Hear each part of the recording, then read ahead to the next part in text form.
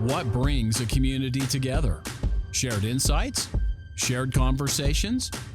Welcome to OpenDoor by Cox Communities, tackling the big questions on the minds of smart community business leaders.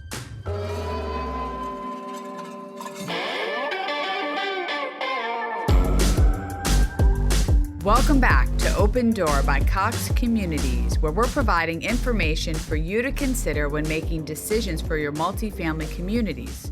Discover the latest trends and technologies that are making some multifamily business owners stand out. I'm your host, Bess Friedman, CEO of Brown Harris Stevens. Today, we're discussing how to cut through the noise and ride the big multifamily tech wave without wiping out. And I'm very pleased to be joined for the conversation by the president of Western Wealth Communities, Jennifer Staciokas, and Jerrod Smith, the vice president of field sales at Cox Communities.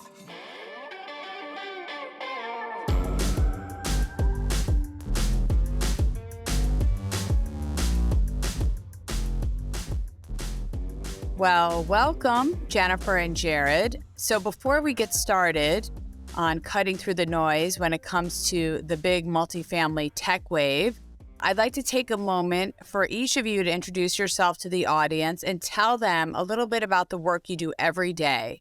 So, Jennifer, perhaps we can start with you. Great. Hi, everybody. I'm Jennifer Staciokas. I'm the president of Western Wealth Communities and the VP of People and Technology for Western Wealth Capital.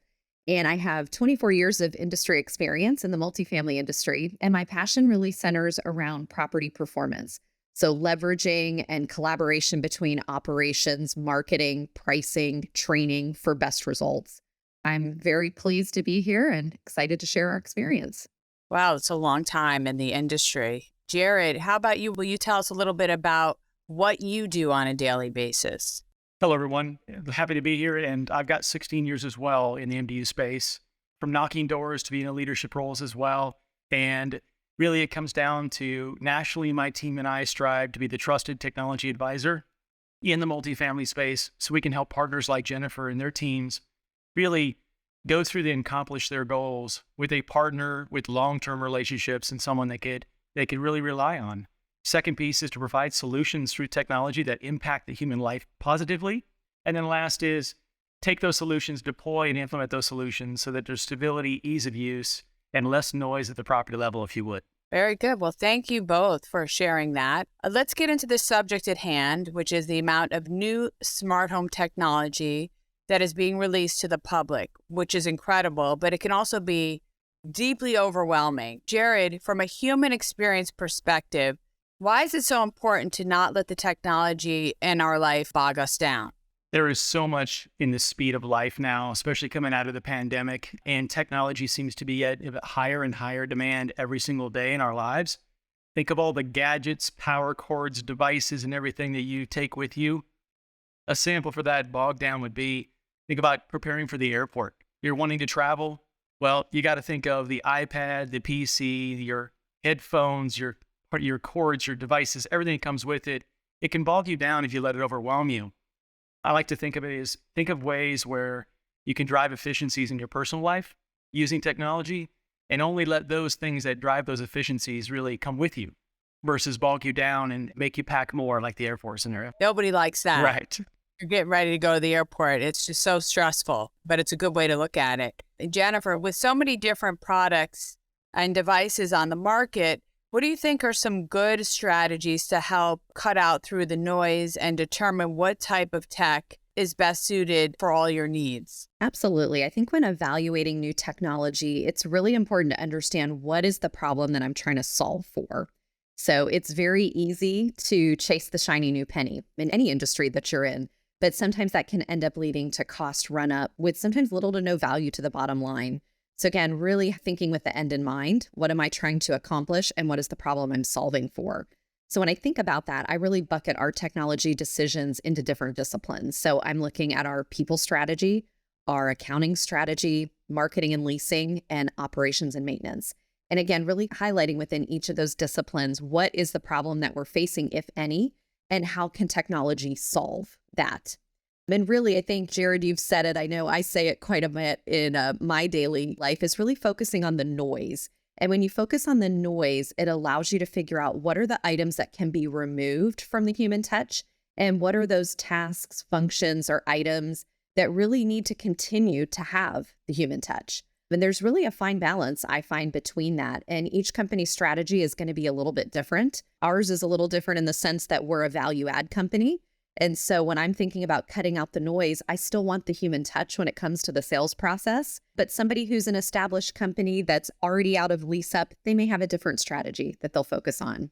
And I think just one more tip when I'm thinking about how you cut through the noise of all the tech that's on the market is don't be afraid to say yes to taking demos of new innovative products. To me, it's really been a game changer in my career. It's been a way for me to discover new technology, stay ahead of others, and figure out that use case so I can be ahead of the game. And I always like to say that there's a time and a place to be a follower and a time and a place to be a pioneer. And just figure out with each of those technologies, do you want to be the pioneer or do you want to wait a little bit and be the follower and let somebody else do the hard work and figuring it out? But really being strategic in the decisions, understanding what your risk tolerance is, and it can really be rewarding for your company and for yourself personally. Such good advice. It's really not for everybody. I know so many people have great fear when it comes to new tech. It takes a bit of courage and willingness. And, you know, as you get older, change is so much harder. We all love what we're used to. As I'm sure you remember when people switched from Blackberries to iPhones, that was like people would never, nobody felt like they could do something like that because they were just used to what they were used to. And technology, everything changes so quickly every day. It's like innovation or you die, and you have to keep doing that. And I think it's hard, but as you said, I think you have to dig into it and decide, do you want to be a pioneer? Do you want to learn? Do you want to grow? Do you want to innovate? And those are questions companies have to ask themselves. And you guys are definitely the leaders in that space. You know what you're doing. Jerrod, as more and more tech is implemented in our daily lives, how do we still maintain that connection to each other and bring that human element into our tech experiences? I look at this in two ways. First and foremost, what Jennifer said about keeping an open mind and staying curious. The speed of technology is not going to slow down. So the more open-minded that we are about the technology, it can impact our life in many ways, whether personal or professional. Be intentional of how you look at that technology. What's it going to do for me, for the people that I serve, the people that I live around, to give a sense of community and a personal belonging, but also stay attached to your business or your personal life or your family. I personally call my granddaughter every single night. She's 1,200 miles away from me, but we have dinner together. She knows exactly who I am. She called me by my name. That's how digital environments can help us make a human connection. And a resident could do the same thing at a property. It could have a way of digitally connecting to the property staff or the sense of community as they live in their units as well. It's really less about the devices and more about removing the loneliness that we've all felt during the time where we had to be bunkered up and the times in where we couldn't be with each other. It's using that technology for good and have a solution that really matters for the people that live at the residence or in your personal life for you individually. I love that you do that with your granddaughter. It's a great way to connect, and you see each other, hear each other's voices, and you're making the best of a situation where you're long distance. And so this is your way to connect, and I think a lot of people use that methodology. All right, Jennifer, back to you. So what are some of the most innovative ways that you have seen technology used to empower the human experience in the multifamily space? I'm going to share a couple different examples, and I tried to look at it again, thinking about those buckets that we have in our company and giving some examples from different buckets. So the first one, when I think about people and technology, is we launched a listening platform for our employees. So something that really was important to us is making sure that we're building and maintaining the culture of our organization, especially as we grow and continue to be around and evolve. And so that anonymous survey program allows us to gauge employee satisfaction, and it really allows our company to focus on what is most important to our employees and pivot and make adjustments as necessary. From the leasing and marketing side, thinking about lead nurturing. So we get so many leads that come into the properties of people that are looking to move, and really thinking about how is it sometimes possible for a small on-site team to respond to every single lead that comes through the funnel. And so we did launch some technology that has an automation component to it, where it's able to take away the noise. Again, I think that's the buzzword of our podcast, is taking away the noise of that influx of traffic by having automation nurture all of your leads, by providing necessary follow-up and allowing us to have higher conversions. So really figuring out where are the highest intent renters, and that's where we can focus the majority of our time. And then a couple things on the operations side is collections have been of utmost importance throughout this period, especially coming out of COVID. And so we partnered with a company that offers an AI solution to ping our residents, right? To remind them that rent is due, remind them when rent is past due, allow them to ask questions and give them answers that really a bot is able to handle. I will say the bot is so good that when a resident calls the office, they think our bot is called Colleen. They actually think Colleen works in the office, and they've asked Colleen to stop texting them. So it's really come across as a very real solution. We tell them Colleen will stop calling you when you pay your rent. Oh my God, so funny. It's been a great way for us to really empower technology and layering on the human touch, where our on-site teams are also still following up with those residents in the traditional ways of knocking on doors, sending emails, picking up the phone. But we find that we get better take when we meet the residents where they want us to. And a lot of that is through text. And then the last thing I would share is, we really have an initiative that we focused on since last fall called our Enhanced Services Initiative, where we're really trying to centralize a lot of those admin tasks. And again, it's those tasks that create noise on the properties. And we've centralized those functions into corporate roles to make sure that we can reduce the leakage that's happening on site. But then it also allows us, so utilizing that technology and centralizing those functions, but allowing our on-site teams to have more of the human touch with the prospects, the residents, and allowing the manager to have more time with their individual employees to foster and grow their careers. Looking at the situation through three different lenses, the owner, the staff, and the resident, what are some of the challenges and best practices for, let's start with the owners, when it comes to cutting through the noise, as you say, Jennifer, and keeping the human experience at the center of their tech choices? Absolutely. So I think on the owner's perspective, the easy answer is it's best to target what's going to impact the bottom line. So if I want to talk to an owner or an investor, they want to understand how the technology is going to generate additional income or it's going to reduce expenses on the property. And to me, that's really the key of how you sell to an owner, providing data, facts, and backing it up. And what about for the staff?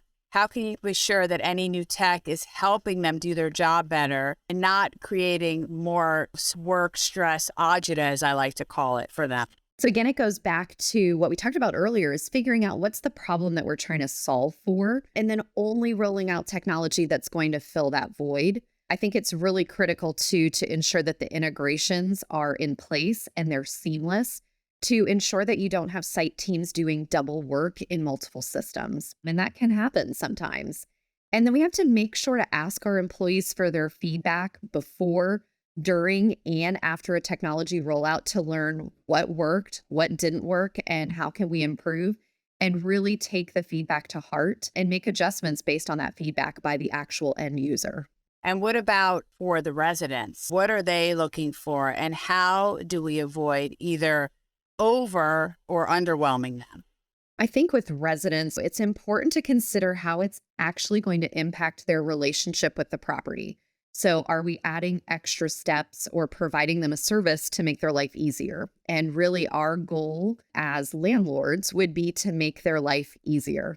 So an example is we rolled out a technology that's basically a moving concierge, and they can access it at any given point in time. Once they've committed to signing a lease with us, they receive an email, and then they can set up all of their utilities. They can set up their cable, their phone service if they want it. They can forward their mailing address. They can set up renter's insurance. They can sign up for our flexible payment program. All of these different touch points that they can do on their time when it's most convenient to them. What about the demographics of a resident population? What implications do they have on the type of tech that is wanted or needed? I think it's really important to understand how your residents communicate in their daily life. And really, we need to focus our efforts on meeting them where they are. So, for instance, a big technology that's been talked about a lot during COVID and beyond is self-guided touring. So, in my portfolio, which is value add and more workforce housing, it's been a little more challenging to roll that technology out. The majority of our portfolio is more suburban in nature, they're garden style buildings. So, meaning it's a little bit harder to then. We were doing self-guided tours through lock boxes, and you'd have to put lock boxes on all of those different areas that you wanted them to tour. Whereas if somebody's in an urban high-rise, if they gain access into the actual building, they may have an easier time navigating in seeing the amenities and seeing the unit. So I think it's just understanding, again, the type of building, the type of demographic. And to me, it's really important because we're renovating our portfolio. So whenever we purchase a property, we're in renovation, and we want to be able to showcase and have the human touch share what it is that we're actually adding value to the property and what that's going to mean for the resident. Yeah, it's so important. You guys really know this stuff inside and out. As with any discussion of new technology, I think we have to talk a little bit about the role that AI and automation are playing in the multifamily space. I'm going to ask Jerrod now, what do you think the impact is this technology is having on the industry and the human experience overall? If you think about it from the two lenses of work and play, work, Jennifer just hit it on the head. When it comes to the owners and the staff, as a valued partner, really the aim has got to be on efficiencies in driving the NOIs and the models that the owners are interested in. Those efficiencies that AI and automation is going to bring. Something as simple as turning lights off and turning temperatures and adjusting those, being a good steward to the planet, for instance, and sustainability and all the things that come with it. If it drives that home in the technology solution for the owners, they're going to be interested and they're going to see the impact of it. From my property staff, it's all about tasks. We are getting hundreds and hundreds of tasks per day that we never did before. Some of that technology driven, some of that not. It's about driving efficiencies in those tasks. They get only a few minutes to then go into the play mode where residents come in, they want to see themselves playing in the community in their normal lives and having a touchless, really guided scenario personalized to that person is what exactly this will bring to life. Think of a day when you actually touch the door and all you have to do is touch it with a key or your phone near it, whatever the case is. And as soon as it opens, it's the right temperature, you have the right smell, you have the right channel of music on, you have anything that you possibly could want set to the personalized experience brought to you by the apartment that you chose to do the tour in. That's the experience I think it's going to give us both in work and play. That changes everything. And that's exactly where the residents and consumers are going to go when they find the power of technology and how they can use it in their daily lives. Jennifer, I want to give you an opportunity to add to that because I see you nodding your head and I know you're going to add something to this. So to me, AI and automation, they're going to continue to impact our business positively. Again, the whole theme of removing the noise from our offices. The AI and the automation is able to handle those mundane tasks that don't require human reasoning or emotion. So the key is understanding the pass off, though, from the technology to the human to make sure that that process is seamless for the customer.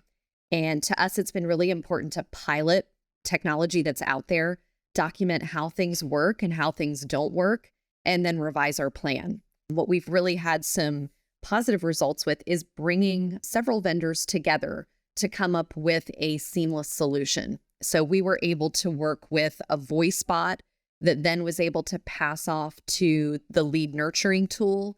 And then the lead nurturing tool was able to make recommendations to our resident ambassadors, which are in our digital environment. And so really working with multiple supplier partners to understand what the common goal is and work towards that, I think we will continue to see AI and automation thrive in our business.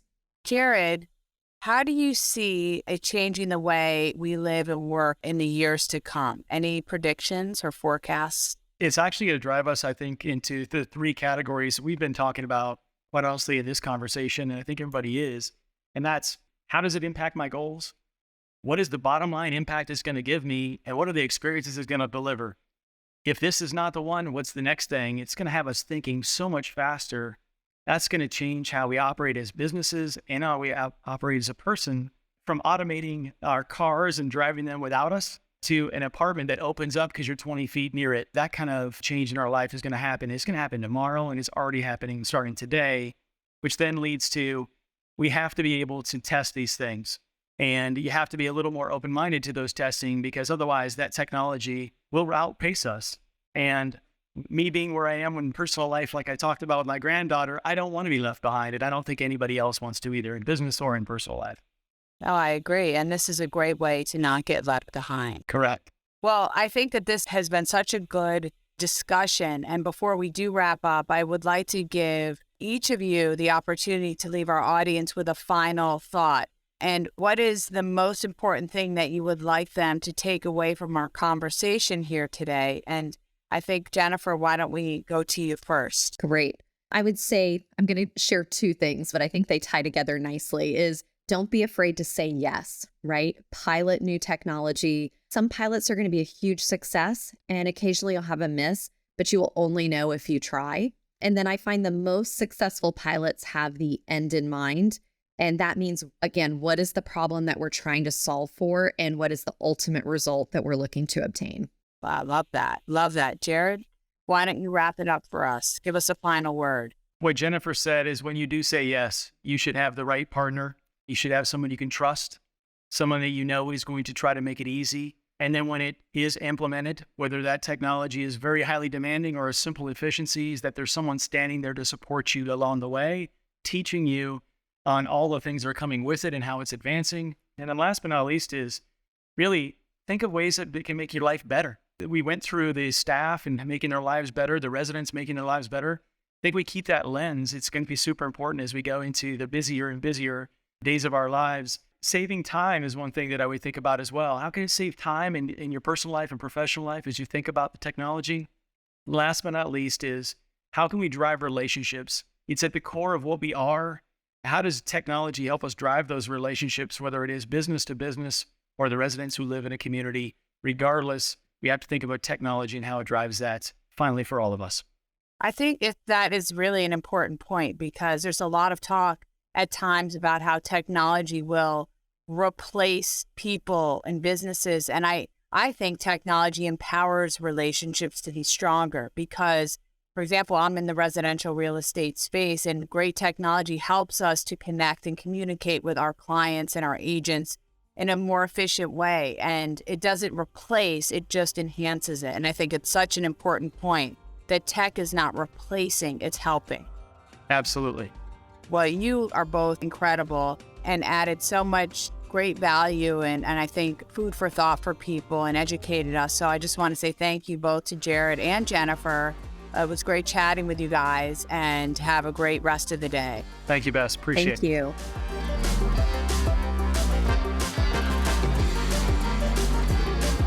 I want to say a big thank you to Jennifer and Jerrod for being on the show today and talking all about cutting through the noise and riding the big multifamily tech wave without wiping out.